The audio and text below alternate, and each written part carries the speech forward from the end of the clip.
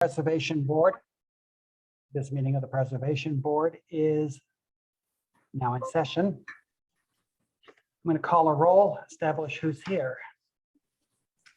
Commissioner Colleen, are you here? Present. Commissioner Weber, are you here? Present. Alderman Coder, are you here? Yes, sir. Here. Commissioner Robinson, are you here? Commissioner Hamilton, are you here? Commissioner Richardson, are you here? Commissioner Allen, a new name, are you here? Okay, and I am present. There are 4 commissioners present. Commissioners, taking a look at the agenda, is there anything on this agenda from which you would need to recuse yourselves?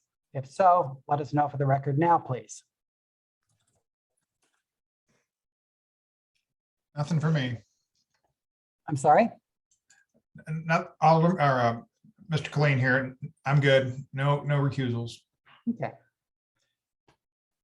Commissioners, okay with this order of business? Hearing no objection, this will be our agenda. At advice of our council, we will hold off on old business and begin with preliminary reviews. So I'm calling 5612 Waterman Boulevard. I'm here. Said that? Huh? Okay, I am Jan Cameron from the Cultural Resources Office. And this is a site that you will have remembered from, I think, our June meeting. But this is another preliminary review because the design of the proposed structure has entirely changed. So you're looking at an entirely new project. It's a proposal to construct a 4-story apartment building. Changes from the original design have been that it now has 4 sides of brick. It is a clearly contemporary design, which the other one was not. And also, most importantly, I think for the effect it's going to have on the block face, it has been withdrawn back from Waterman to retain the effect of the boulevard. Okay. And so this is, can we go back to the first map, the map slide? Thank you. Okay, so this is, again, as decided, it's at the corner of Clara and Waterman. And it does not have access to an alley. You can see, so that is something that's had to been taken into account in the design of the building. Next. This is the first floor plan and the site plan. Now there is an existing curb cut from, no, I'm sorry. There are other curb cuts coming in from Waterman, but this will be a new one. And the reason is, of course, that there is no alley access. So the main entry to the garage will be from Waterman. If you look to the far left on the west elevation in the center, at that point in the previous proposal, there was a kind of service area and an entry for trash dumpster disposal.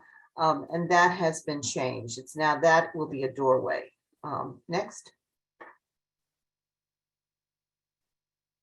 And this is the Waterman elevation. It is, as you see, entirely contemporary and has very little reference to a model example. It does not need to do that under the Central West End standards. It does, however, need to meet some criteria. And those criteria are, if you're giving a second to look at my agenda. Height, scale, and mass. The massing along the Waterman Street is very varied. So the staff felt that they were really unable to determine compliance, but it also seemed unreasonable to expect a very severe requirement for the height of the building, given the unusual character of the block. The second would be location, and as I said, the building has been withdrawn from Waterman, and there will be a boulevard maintained. And the second criteria is exterior materials. It complies in that in being 4 sides of brick.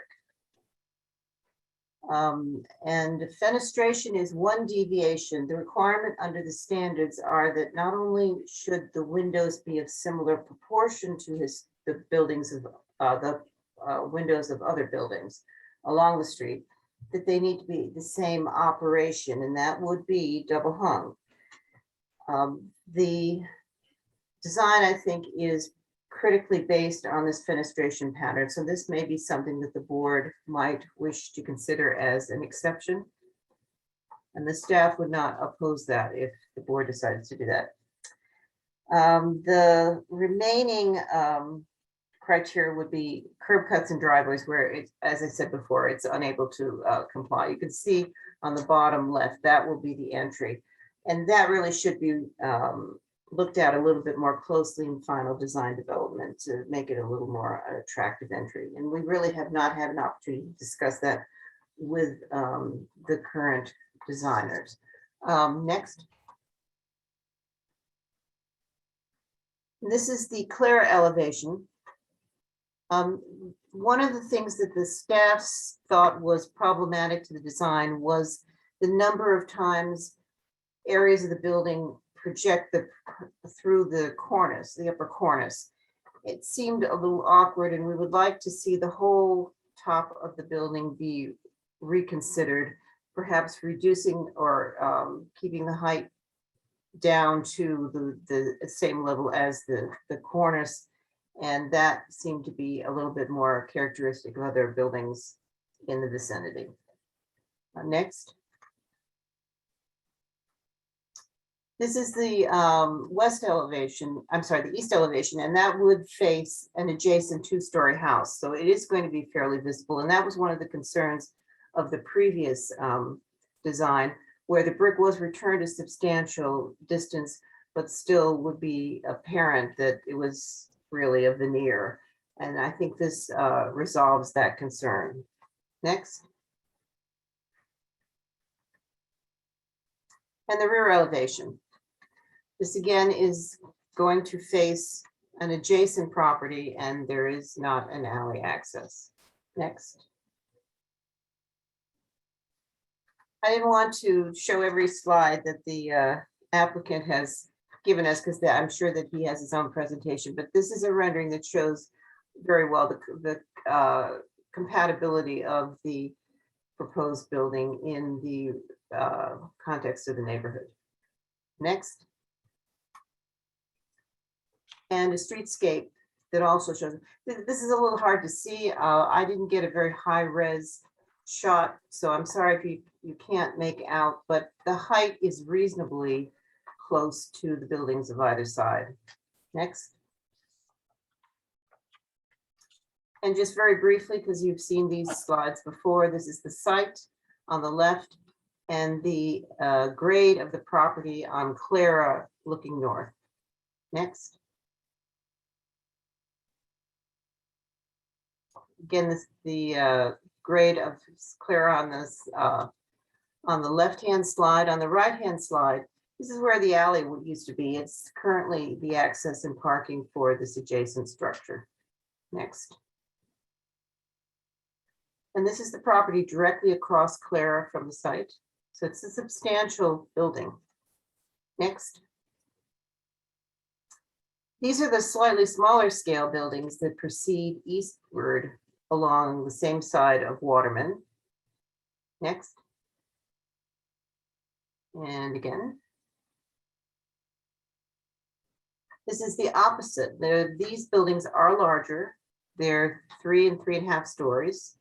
And so I think that, again, as I said, it's difficult to evaluate how closely the height of this is similar to those of adjacent buildings because of the wide diversity on the block. I think that's the last one. Next. Oh, and again, going east, the scale reduces. This is on the opposite side of Waterman. And I think that's it. Okay. So given that, Staff is recommending that the board grant preliminary approval to the new design with the requirement that the parapet design be reconsidered and in working with the staff, and also that the staff see, as is the usual stipulation, final drawings and exterior materials. Now, I have a couple of, well, I have more than a couple of letters to enter into the record. The board has been provided with copies of these letters earlier today. But first of all, there is a letter from Alderwoman Navarro, and I believe she's here to testify tonight, so I won't read it into the record, but she expressed similar designs with the parapet, similar concerns with the design of the parapet. And I have a letter from Steve Podlowski, and he is writing against the design and feels that the building is simply too large. And then I have a number of people that wrote in favor, and that would be Anthony Neipert, Daniel Luritz, John Clark, Michelle Jones, and Sean Tooley, who are all neighborhood residents that have written in support of the design. Other questions? Jan, it's Mike Colleen. Quick question. So when you say you're looking for the parapet not to be, am I understanding that right? You don't want the parapet to be broken on the main facade? Well, at least not as much as it is. Again, we want to let the designer design their own building, Sure. but it appears that those protrusions are really kind of awkward, and we would like to see a reconsideration really of the whole top of the building. Okay, understood. Thank you. Any further questions for Jan from the commissioners? Okay, we're going to hear next from the applicant. While we're listening to the applicant, if you are on this meeting and wish to speak for or against this project as presented, please put your name into the chat so that staff can call on you.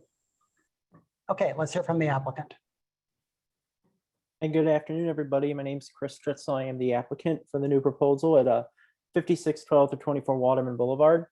I have some notes here that I'll go through, but I don't have a presentation to present, but could we go back to like the Waterman elevation if that is possible? We can start there and I can explain some things. So this new proposal was created after reading and listening to neighbor feedback after the previous proposal was presented to the preservation board. The information came from a change.org petition opposing the previous proposal, as well as social media comments and watching the previous preservation board testimony on the issue. As such, I took notes that the preservation board declined the project due to the setback issues on Clara, height of the building, and the parking variances that would have had been requested. I took each of those issues to an architect and we fixed them together. The new plan is shorter, standing at 4 stories tall. It has less units, 54. There's 55 parking spaces, so the parking ratio is 1-to-1. There's now a single curb cut, which is required due to the lack of the alley on the site. The design now fits into the neighborhood a little bit better in terms of brick color. It's a classic red and dark brown color, which the Waterman elevation doesn't really show, but the darker color on this image would be the dark brown and lighter would be classic red. Let's see. Oh, and the massing and setbacks are now in line with the surrounding buildings, both Waterman and Clara. I'll get it back into a little bit. Back in August and early September, I did hold 2 neighborhood meetings to present the project to some neighbors and hear their feedback and answer questions. I invited as many neighbors as possible, both who were in support and who previously opposed this development. Many showed up. I think we had about 18 people over the course of 2 meetings show up. Not as many as I would like, but I'm still very grateful that they showed up. We worked some issues out with the design, which previously there would have been a manganese brick on the facade or where the dark brown is, which manganese is a dark gray. And, you know, some neighbors raised concern over that brick color. So we decided to swap it out for dark brown, as well as introducing more landscaping along Waterman and Clara. Those two things were the biggest issues that came out in terms of design during the meetings that we held a couple weeks ago. Additionally, some questions were answered about the parking situation here, the trash situation, and the impact construction could have on both Waterman and Clara. Regarding trash pickup, the dumpster will be within the building, so it will be access to the parking garage instead of through a curb cut on Clara like the previous proposal had presented. And then the design, some neighbors compared the previous design to a Holiday Inn hotel. So the goal with the new design was to do away with that comparison by bringing it more in line with the surrounding buildings in terms of height, massing, and colors. We took great care to make sure that this building fit into its surroundings nicely and became part of the neighborhood. After the second neighborhood meeting, I felt confident enough to move forward with the project by submitting to the Cultural Resources for review, and also inform neighbors to please email me with any questions they might have moving forward about this project. I also got the feeling that based on feedback from the neighbors who attended the meetings I hosted, that some were more in favor of this proposal over the previous one, but I can't be 100% sure. Some liked that I modified the design, height, and took into account their opinions. The past several weeks have been spent by communicating with the architect and others about the project, as well as providing neighbors a few updates about where the project stood in the approval process. Throughout these past several weeks, I attempted setting up meetings with the Alderwoman and Cultural Resources to discuss the project, but to no avail. Emails were sent but seldom responded to on this issue, but I went ahead with the process not knowing of the opinions up until recently. 10 days ago, after the preliminary agenda for today's board meeting was posted, I notified neighbors about the meeting and encouraged them to attend this meeting to make their Hey, Chris, voice can I heard. slow you down for 1 second? Yeah. Slow down. Now go Okay. ahead. Okay. So about 10 days ago, I submitted an email to the neighbors to that this meeting was coming up and for them to please attend this meeting so that they could make their voice heard whether they were for it or against it, since this would be a new neighbor to them. So the few additional neighbors who did not attend the meetings have reached out to me since with some questions that I decided to answer. Some of these were that there was a concern raised about how regarding parking and how they felt the building needed a little bit more parking. I explained that due to the site's small size, we're lucky that we were able to get 55 spaces to fit here, and building any more would be an extreme challenge. Each resident will pay for parking here, so the rent incentivizes them to park in the building rather than on the street. Additionally, a concern was raised about the construction phase. Where would those workers park? We've conducted a survey during the day where there were enough parking spaces available on Waterman, Clara, and Belt to support construction workers at this building, but the crews here will be nowhere near as big as those that are needed for the Expo or Hudson project, about a block and a half away from here. And then after the parking garage is built on site, the construction workers will then park in that garage to get them off of the street. It'll be a precast garage. One neighbor asked if the parking could be open to the public, to which I said no because of liability reasons. Continuing off of this, there was an email sent to me this morning. There was concern over the lack of parking not being the best practice, building practice, because more cars would degrade the localized air quality, which didn't make any sense to me. I think that was a concern that maybe could be addressed, but we're not going to be able to add more parking here and expect people to do away with cars here. I mean, some will, but not everybody. Neighbors were concerned that the neighborhood was becoming oversaturated with new apartments, as upwards of 750 units have been proposed or built in the neighborhood and surrounding areas in the past couple of years. I explained that despite that, demand remains strong, with the newest buildings being Tribeca and Chelsea on Pershing remaining in the high 90% range for occupancy, while the newest building, called the Hudson, is on the upswing in terms of numbers. More established buildings and complexes also have high occupancy numbers. And I explained that if the market was saturated, developers and lenders would not be investing here. I also explained that demand remains up thanks to close proximity to Forest Park, the Metrolink, Washington University, the Central West End, the Loop, and as well as major job centers here in our city. The neighborhood has also seen a significant decrease in violent crime, a result of buildings being renovated and new ones going up over the past several years. So this helped make the neighborhood even more desirable. Concerns were raised over the height of the building and how most buildings on Waterman are typically 3 stories. The explanation I gave is that to get the best feel for the height of this building, the building proposed will be about a foot taller than the one to the immediate west. So I think in the presentation, there were context pictures and it showed the building to the west across Clara. That's about how tall this building will be. It will be about a foot taller. And this building will not have as much of an impact, at least in our opinion, on my side, because once we put the landscape in and we set back the building from the sidewalks on Clara and the trees grow up, it will be hidden. So that's what we were required to do. There was a concern raised over stormwater runoff. And after reviewing the plans again, it was found that the flatter grass surface coupled with a roof with stormwater management will not create a significant negative impact of this on stormwater runoff.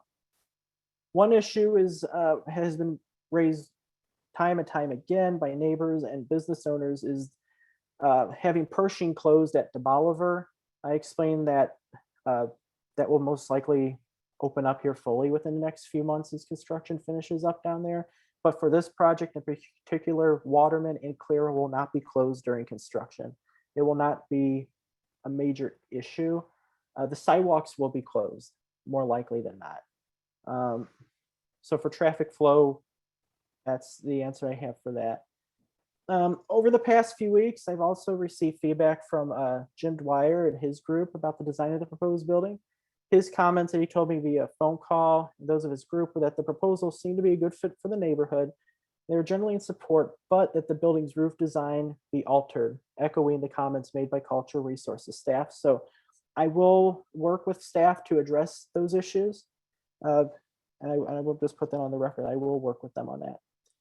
At this point, I believe that the project as proposed is a major upgrade over what the site currently is and a big improvement over the previous proposal in the ways I mentioned just a couple of moments ago. It does not require a zoning change, at least we think, from the city.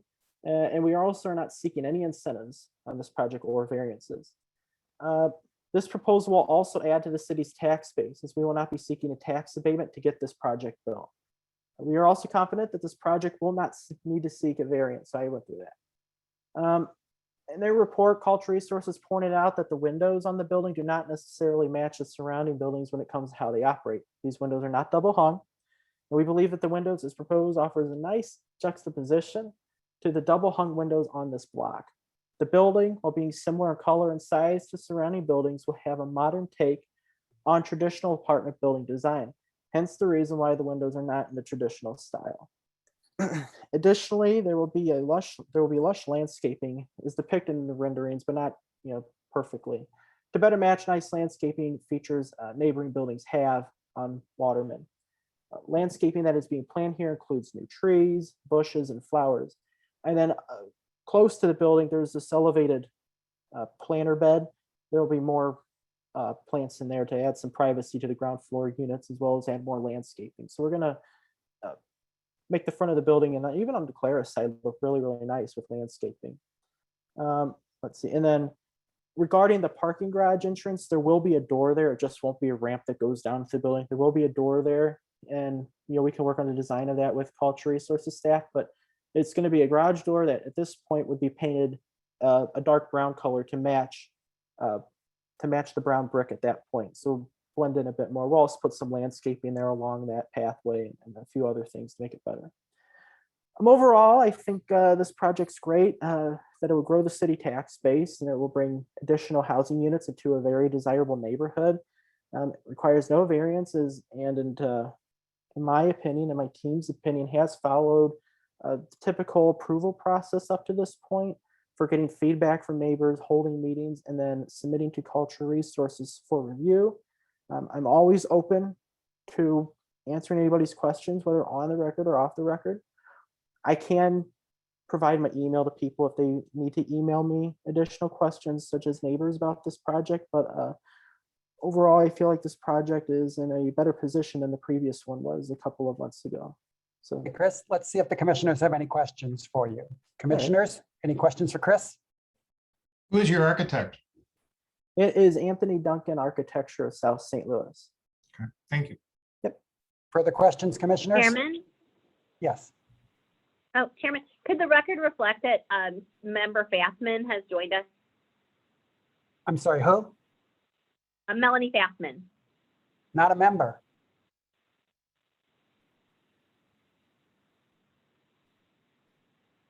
Oh, I'm sorry. I thought we had I'm sorry. Never mind. I'll withdraw that. Noted. Any further questions from commissioners? Chairman, real quick, I'm sorry if I missed this at the beginning of Chris's comments. Is this the same ownership group that was here a couple months ago on the previous design, or is this a new group? Chris? So it's the same ownership. Greg Daney owns the property. And so we're going through the entitlement process with them to get this, design approved and we can get it working. And then we have a few developers who are willing to take this project over, but at this point in time, I cannot name them publicly. But there are a few that we will review once this gets through the process a bit further, and then they'll make formal submissions when the time comes. Okay, nothing further. Further questions? Okay, thank you very much. We have 4 speakers that have indicated in the chat they'd like to speak. If there is anybody else who is present today who would like to speak on this issue, go ahead and put your name into the chat now. Beginning first with Alderwoman Navarro. Thank you, Chairman.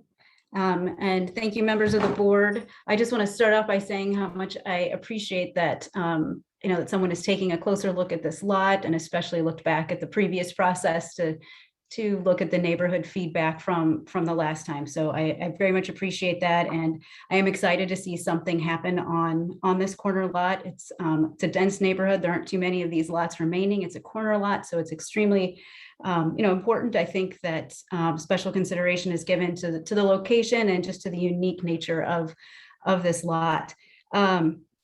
I was a little surprised to hear that the applicant feels that he had reached out to the alderperson. I've attempted a couple of times since the last project to learn more about this, and had not heard from the ownership group, and was unsuccessful in trying to make my own meetings with Mr. Stritzel to review the design. So maybe this will be the beginning of a productive conversation. In terms, again, I'm very grateful for the changes that have been made in terms of the height, the parking. I think a lot of those things that were of concern last time to the neighbors have been addressed in this design, the amount of brick. I think all of that are definitely positive steps. I would say in terms of the design, I think that there's still some more work to do. This is a residential street, and I do not have an expert opinion here, but I would say when I look at this, it looks like something that is more similar to what I might find in a suburban medical office park. Not to put down those buildings, but this is a residential street. And so I agree with some of the comments, that Jan had in terms of the roof line there, but I can refer you all to the letter that I shared with the Preservation Board too. But I guess just looking at the first floor here, and then especially the western and southern elevations, I feel are pretty monolithic, especially in a neighborhood that has such unique, wonderful architecture. So again, I'm happy to refer to my letter, but and I appreciate the changes that have been made so far, but I do think that there's quite a bit more work to do here to make this fit in and take advantage of this really unique opportunity we have on this corner in this very special neighborhood. Thank you.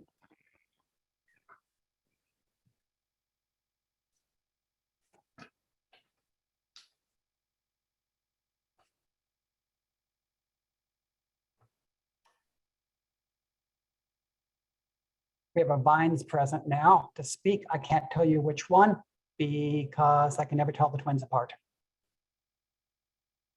Sorry, it's me, guys. How's it going? It's Jeff. Okay. Hey. Hey there. Sorry. Had my headset. Hi. What I'm Jeff Vines. I missed the first part. I was but I'm a business owner in the city, property owner in the Central West End Historic District. And I just wanted to say that I think I applaud this this proposal overall. I think the aesthetics could easily be addressed and refined, but overall, right now what we have is a vacant lot that's not available for use for the public and contributes nothing to the historic district or the character of the neighborhood. I think welcoming new residents here would be a win-win more eyes on the street, more invested neighbors, more pedestrian activity and transit usage. So I really hope this is able to move forward. Thank you. Anyone? Bev Berner?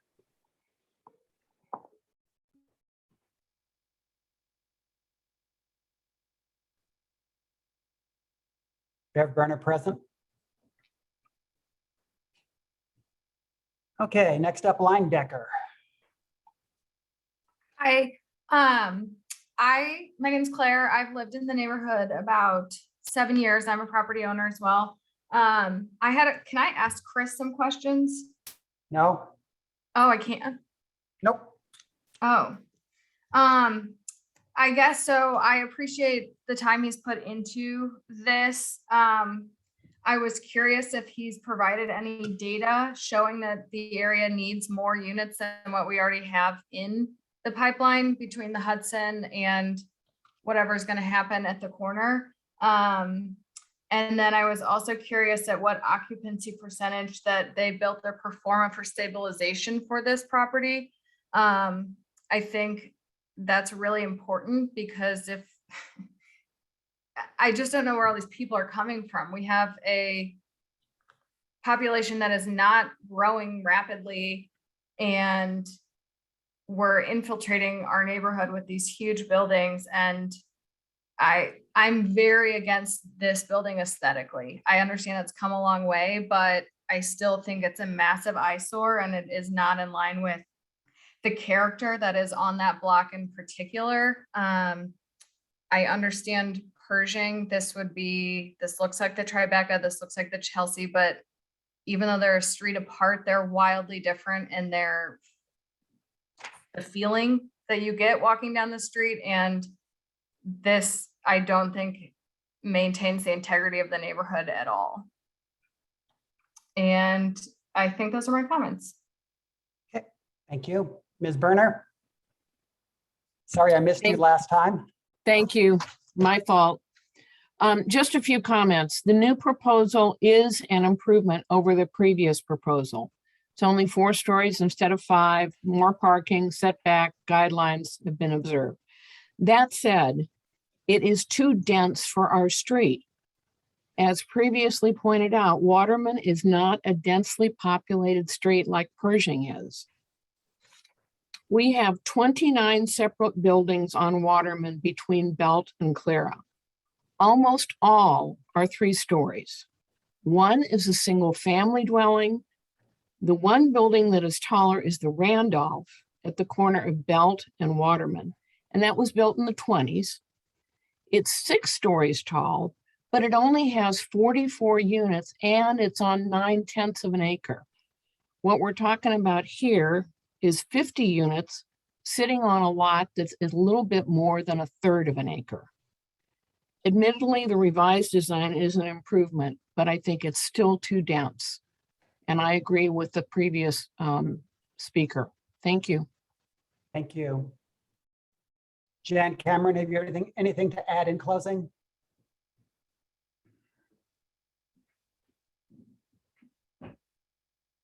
Sorry, I do not. Okay, commissioners, that concludes our testimony on this subject. Commissioner Killeen, have you got a motion? I do not on this one. Alderman Coder, have you got a motion? I do not have a motion right now.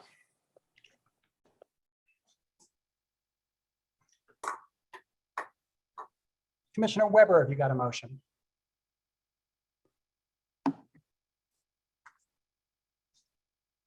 Yeah, I'll move to accept the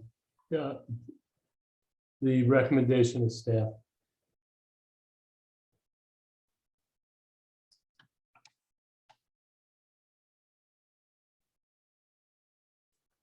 Okay, Commissioner, let me just make sure that I heard you correctly. You want to accept, your motion is that the Preservation Board grant preliminary approval to the new construction with the stipulation that the design of the parapet be reconsidered, reducing the number and height of projections, and that final plans, details, and exterior materials be reviewed and approved by the Cultural Resources Office. Is that correct? Sounds pretty good to me, Mr. Chairman. Okay, you'll need a second. Second. Is there any discussion? Hearing none. All those in favor of the motion signify by saying aye. Aye. Aye. All those opposed? No. I believe the ayes have it. Thank you, commissioners. Calling agenda item B, which is 2911 Lemp.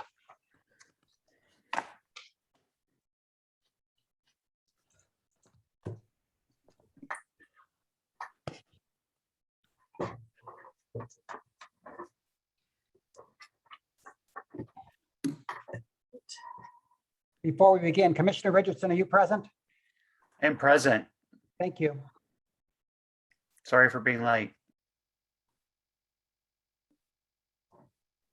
Okay, this is 2911 Limp Avenue in the Benton Park Historic District. The applicant has applied to install 2 aluminum clad windows that will be smaller than the existing windows. The interior was previously altered and drywalled up to the edge of each window. The owners do not want to have to make alterations to the interior of the building, so they're proposing an installation that would have smaller windows with extended brick molds. Because of the less visibility of the side windows, which could only be seen from an angle, and because of the costs associated with correcting prior window alterations, the Cultural Resources Office approved the installation of windows for the side elevation. In return for this, the owner agreed that the front facade windows, which only include the 2 windows, would meet the historic district standards. The brick mold on these windows cannot be matched by the installer. The side windows have a beaded brick mold, and the front windows have a OG brick mold. You can go forward on the PowerPoint. This is just the location, and then go one more. You can see here this better. This is an existing front window with the decorative eyebrow, and then a new installed side window. And also the side windows did not have the decorative eyebrows either. Is also not clear from the application whether the 2/2 mutton pattern would be replicated. An alternative to this installation would be to install sash replacements, as the current windows are, which the owner does not want to do. Now matter is now being brought before the preservation board.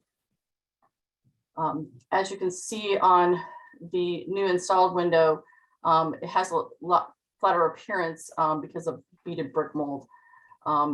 As I said before, the installer, because of the way it's extruded, has told me that they cannot do a OG brick mold on the front. It would have to be the same beaded brick mold that's on the side. He also said that he, if there was an issue with the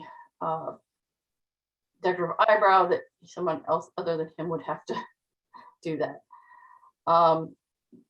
The other issue is that obviously the windows are going to be smaller because they're being installed from the outside due to the interior conditions, which makes the window smaller. So there are several ways in which this does not meet the historic district standards. The Benton Park Neighborhood Group, however, said that they are willing, in the letter, which I believe that you received,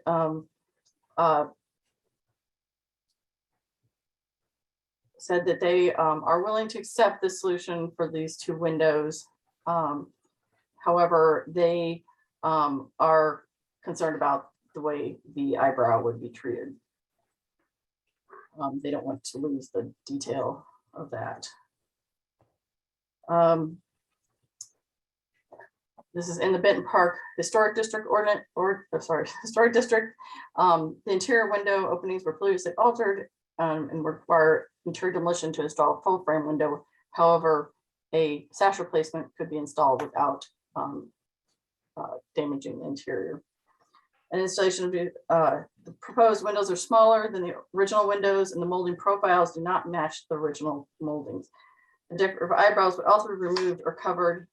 It's unclear whether the mutton pattern would be replicated. Therefore, they do not comply with the Brighton Park Historic District standards. Based on these preliminary findings, Cultural Resource Office recommends the Preservation Board deny the preliminary review as the proposed windows do not comply with the Benton Park Local Historic District standards.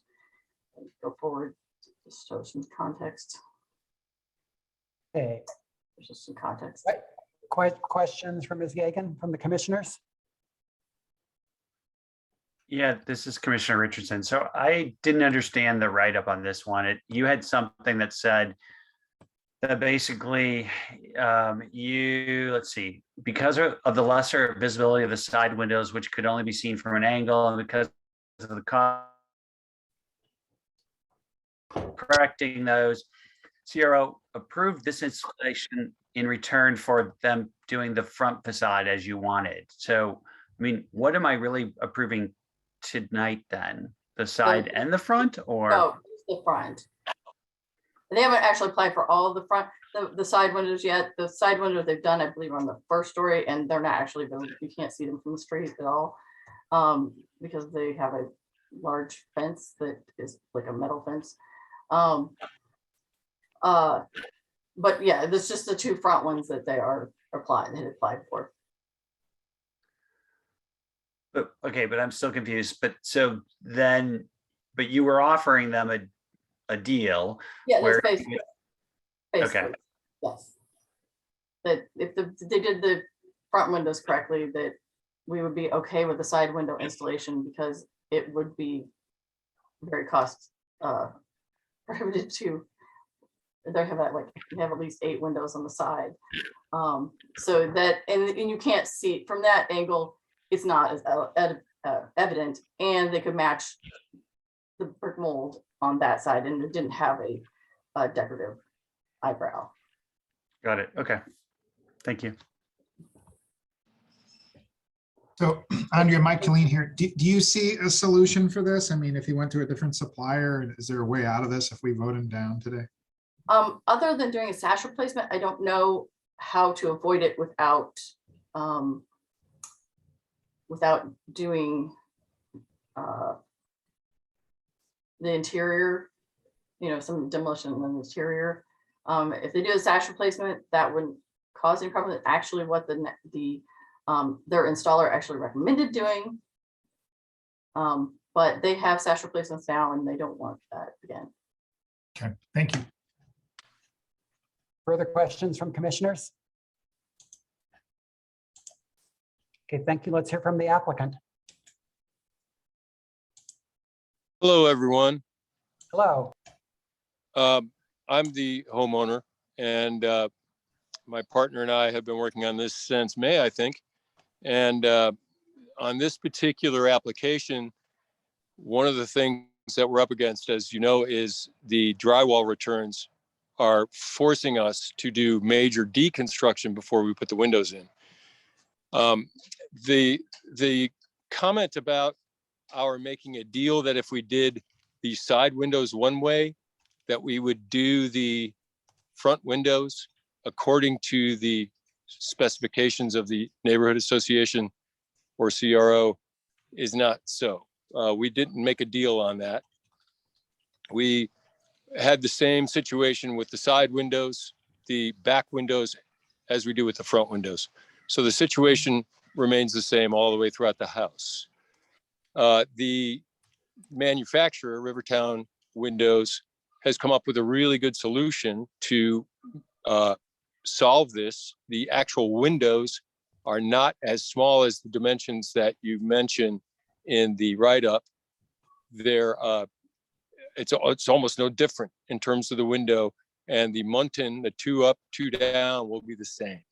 So there's virtually, I think, a 2-inch difference in terms of the brick molding in total. And that's 1 inch on each side, so a total of 2 inches.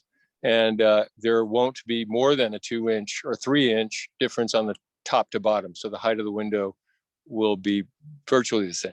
So we rejected the idea of a sash pack because in our experience, they're extremely leaky, and those windows face the street, and there's a lot of activity due to the Venice Cafe and Fraser's being nearby, and they're also leaking noise as well as air. So the sash pack is not an option for us in that regard. They leak badly now, and that's both sound and air. And so those are the issues that we're dealing with. Oh yeah, there was one more mention about the eyebrow. We're willing to put an applicate, some sort of either wood, metal, or vinyl decorative piece on that, if that's what it takes. We've had a local artist, Mark Bunch, do a lot of work on the place, the steel fence that Jan Cameron, I'm sure, is very familiar with. On the front, we can have that same artist put a piece of decorative metal there. So we have options as far as the eyebrow is concerned, but that's all we really need to address, I think. Great. Commissioners, questions for the applicant? Okay, hearing none. I have no one in the chat saying they wish to speak. Commissioner Killeen, have you got a motion? Mr. Chairman, I have to recuse from this one. This is a former client. I'd forgotten. Okay, better late than never. Commissioner Richardson, have you got a motion? I move that the Preservation Board deny the preliminary review as the windows do not comply with the Benton Park Local Historic District standards. Is there a second to that motion? Second. Motion made and seconded. Is there any discussion? Hearing none. All those in favor of the motion signify by saying aye. Aye. Opposed? Opinion of the chair, the ayes have it. Motion carries. Thank you, commissioners. We are going to take a 2-minute break to get reorganized, and then we will reappear to hear appeals of staff denials. 2-minute break.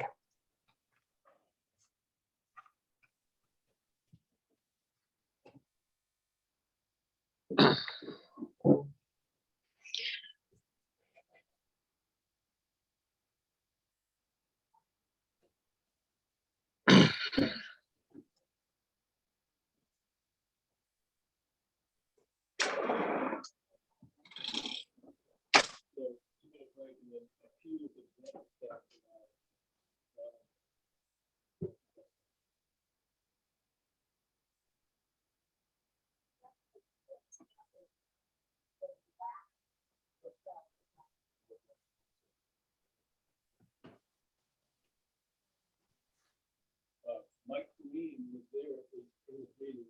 He would have gone in our favor.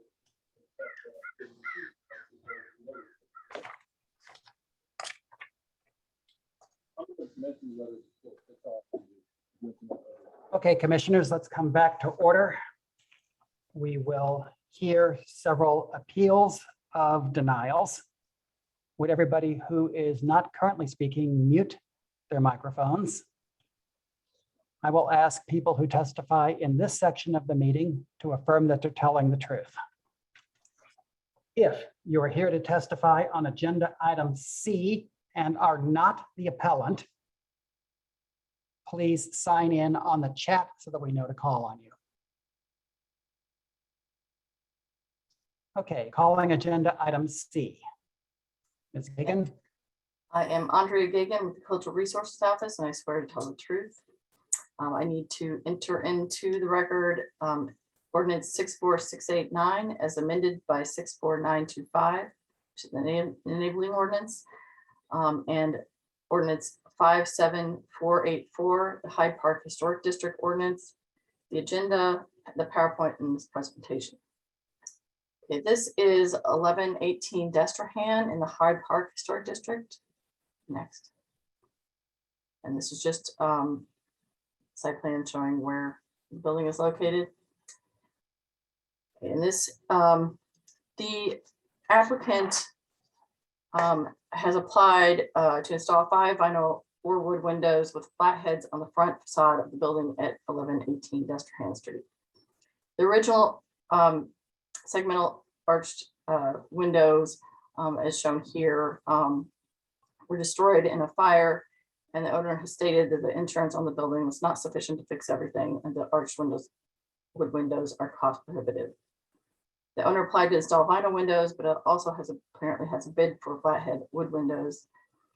She has not submitted any evidence to our office of financial hardship. The Cultural Resource Office denied the application as the windows did not comply with the Hyde Park Historic District standards, and the owner has appealed, and the matter is now being brought before the board. As I said, the proposed windows are not same shape as the original openings, and vinyl is not allowed material for replacement windows. And they would also not be in similar size, material, and detail as the original windows as required by the Historic District standards. The Cultural Resource Office recommends that the Preservation Board uphold the director's denials of proposed windows not comply with the Hyde Park Historic District standards. And then we go next. Just some context. Next.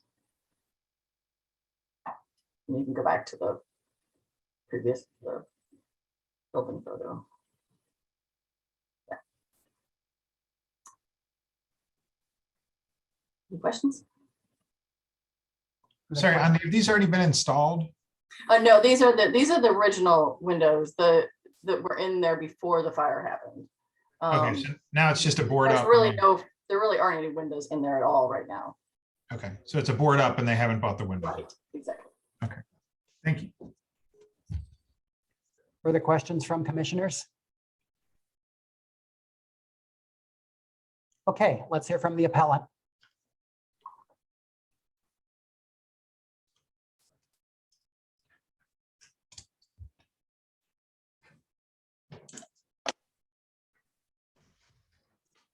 Does anyone see the appellant present?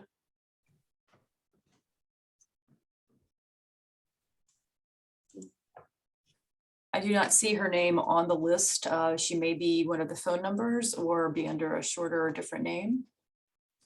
The applicant is listed as Veracott Investments LLC, Rochelle Moomin. Are you present?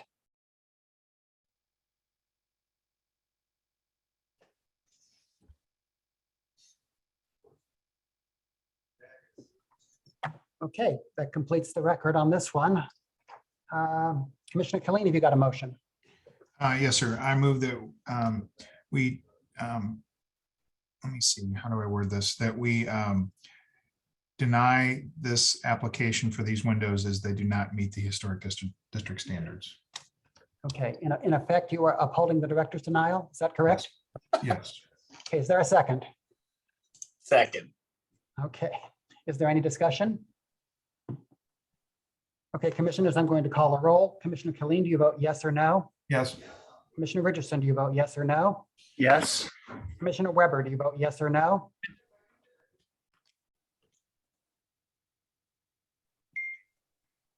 Commissioner Weber? Sorry, Mr. Chairman. Yes. Thank you. Alderman Coder, do you vote yes or no? Yes. Okay, chair abstains. Chair, I'm sorry to point this out after our vote, and I don't know if I'm looking at an outdated copy of the agenda, but on agenda item C, the staff recommendation that we just upheld, at least my version says Benton Park instead of Hyde Park. Am I looking? Oh, on the front, yes, that's a mistake. On the back, the second one says Hyde Park. Okay, I mean, I don't, all right. Second Okay. one does. Yes. Does everyone who has voted on this matter understand what the motion actually was? Does anyone disagree? Okay. No, I understood the Alderman, motion about Hyde Park. Thank you very much, Alderman. Okay. Okay. Moving on to agenda item D, please. Yes, I am Meg Lusto, and I swear to tell the truth. 5227 Alabama is an appeal of a denial to demolish a one-story residential building. I'm submitting into the record ordinance 64689 as amended by 64925, ordinance 64832, the PowerPoint, the agenda, and this presentation. 5227 Alabama is located in a preservation review district where cultural resources and the preservation board has jurisdiction over demolition applications. The building is a merit structure per the definition in ordinance 64689, as the building is a contributing building to the St. Cecilia National Register Historic District. The current owner purchased the building in June of 2021. The owner wishes to demolish the building for possible future construction, although there are no immediate plans. The Cultural Resources Office denied the demolition application as the building was determined to be a merit building in sound condition, and the owner has appealed the denial, and the matter is now before you, the Preservation Board. Again, our office reviewed this application under ordinances 64689 and 64832. And using the standards set forth in ordinance 64832, we concluded the following. Redevelopment plans, not applicable as the building is not in a redevelopment plan area. Architectural quality, 5227 Alabama is a merit structure and there do not appear to be any unusual circumstances. Condition, the building appears to be in good condition and is sound under the provisions of the ordinance. Neighborhood effect and reuse potential. The surrounding block is an occupied intact residential block. The buildings on the block are well maintained. Reuse potential. There is good reuse potential for this building as it is located in a stable neighborhood, and as a contributing resource to the National Register District, it would be eligible for historic tax credits for rehabilitation. Economic hardship. Information as to economic hardship has not been presented to the Cultural Resources Office. And proposed subsequent construction. There is no currently proposed subsequent construction. I'd like to note that the applicant did submit a letter over the weekend, which has been shared with the Preservation Board members, expressing a desire to build a house on this lot and then to demolish and build a house on the property next door, which he also owns.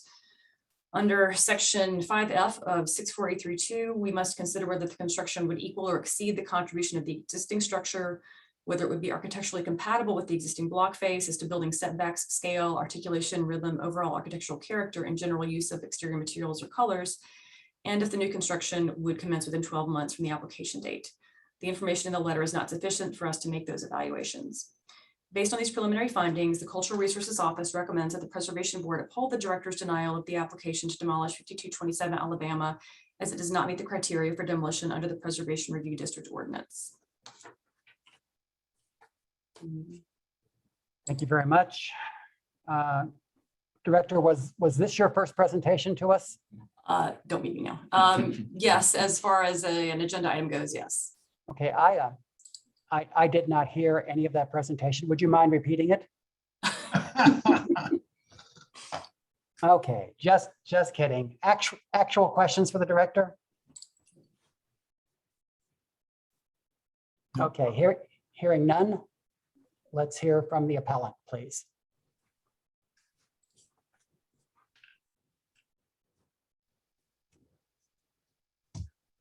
Does anyone see the appellant? Do you hear me? Yes, now I can. Okay. Tell First us your time name. Zoom meeting. Good. You're doing fine. We can see absolutely nothing. You don't see me. Okay, hold on. I don't know. There you are. Okay. Okay, is your testimony going to be the truth? Yes. Okay. Tell us your appeal. So I purchased it back in June of this year. I also own the property next door. I've owned it almost 5 years to the day. And my ultimate goal is to build new homes on the two properties, starting with this site. And I don't have any drawings to present to you.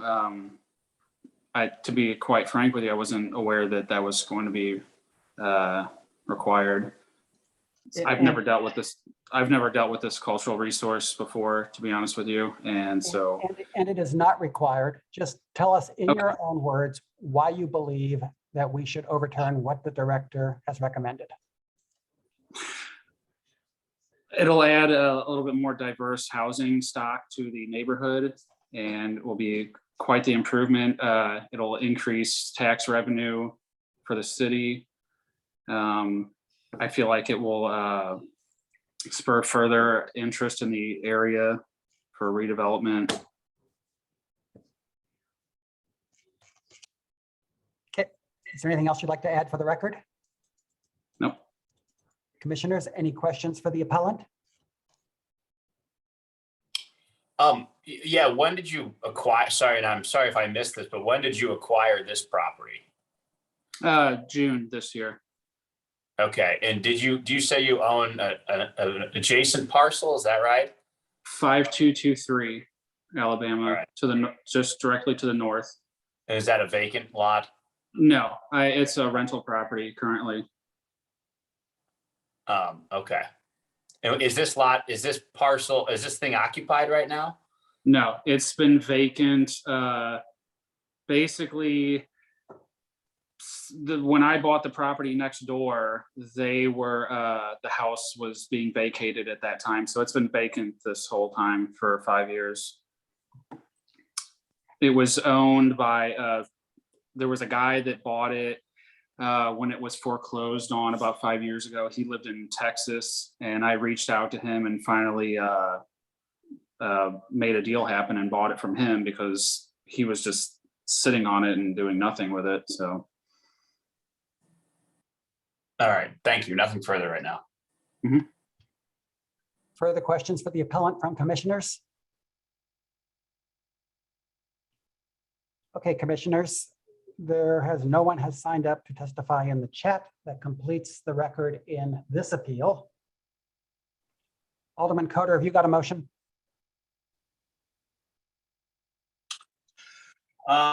Sure, 1 second.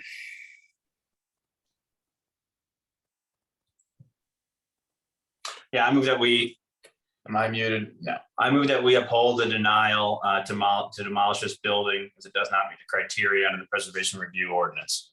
Okay. Okay, motion has been made and seconded. Is there any discussion? Hearing none, I'm going to call a roll. Alderman Coder, do you vote yes or no? Yes. Commissioner Weber, do you vote yes or no? Yes. Commissioner Richardson, do you vote yes or no? Yes. Commissioner Killeen, do you vote yes or no? Yes. Chair abstains. There are 4 yeses. The appeal is upheld. Sorry, the appeal is denied. The recommendation is upheld. Thank you, commissioners. Let's move on to agenda item B.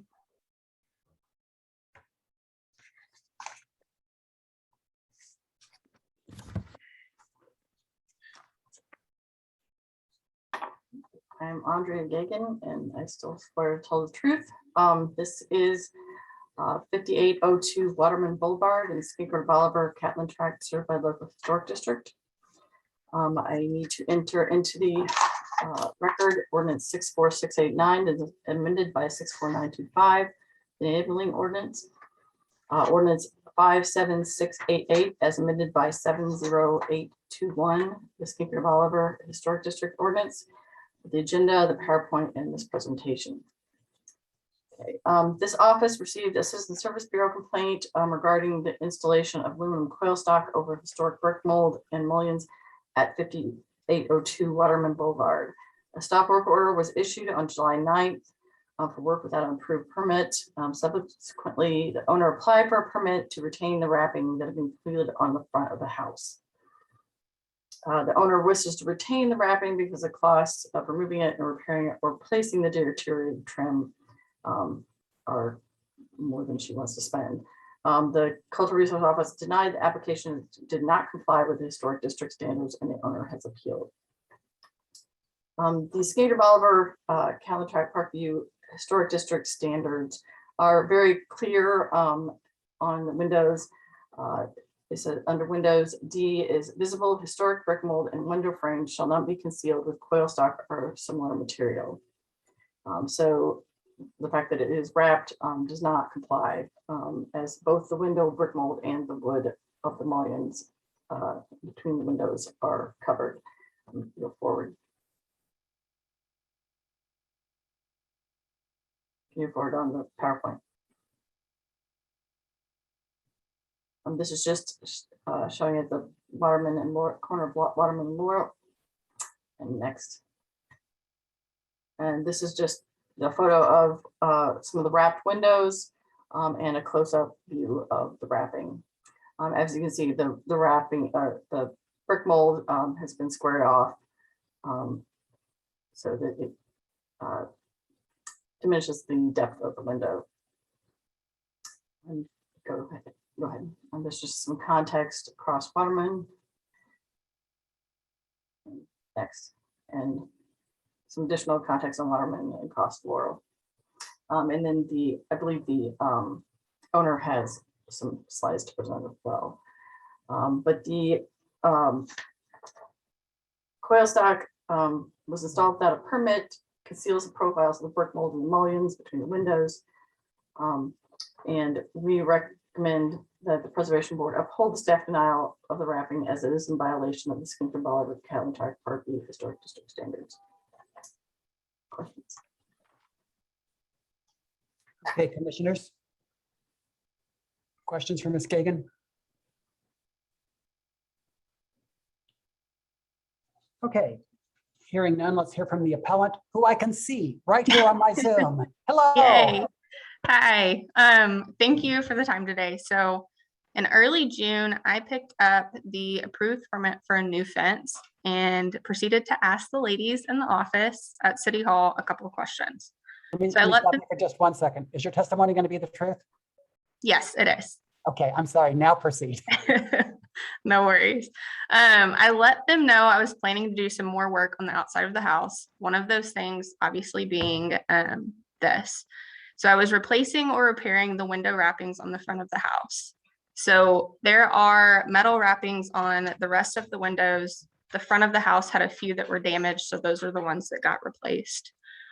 And they were also two different colors, as you can see in the left picture here. They asked if I was using a different material than currently there. And no, I used the same exact material that was currently there, obviously, because I was trying to make sure the house looked uniform. And they said, as long as I was repairing or replacing with the same materials and just painting them, then I did not need a permit for that. So I was obviously trying to make sure to dot all of my I's, cross my T's for this. And I certainly would have submitted a permit request had I known or obviously been given the accurate information by the city. This is my first home, so I did not want to get my hand slapped by anything. And unfortunately, I did. So the window wrappings, it's the same material that was there before, just as you can tell, the top one was green and the bottom one was white. So we painted all of the existing to be the same color as well. And I guess, I mean, in my opinion, the house looks a lot better than it did before, and I have gotten nothing but good feedback from neighbors as well.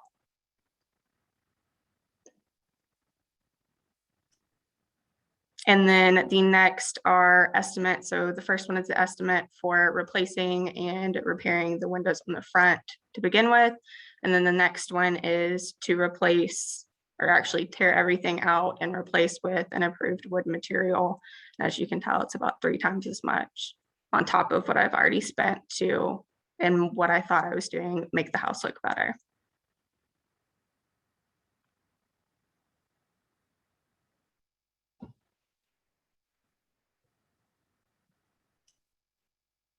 And that is all I have. Okay. Do we have questions for the appellant, commissioners? So Wait, I have one quick question. Mhm. Is that a robot bulldog in your front yard? What is that? That is a bulldog. I went to Mississippi State, so that is our mascot. I see. Does Mississippi State know you have it? They do. Okay, just checking. Commissioners, actual questions for the So appellant. The picture on the right is what's there now with the pumpkins. Yeah, oh, yes, that is correct. We were in fall. Missed this. Do you have letters of support from neighbors or the alderman? I do not. I did not know I needed those, but I can certainly get them. I had one neighbor actually offer to start a petition for me, so. Thank you. Mr. Chairman, I have a motion when you're ready. Any further questions for the appellant? Hearing none. Commissioner Khalil? I move that we defer this matter for 30 days to allow the applicant to get some support letters.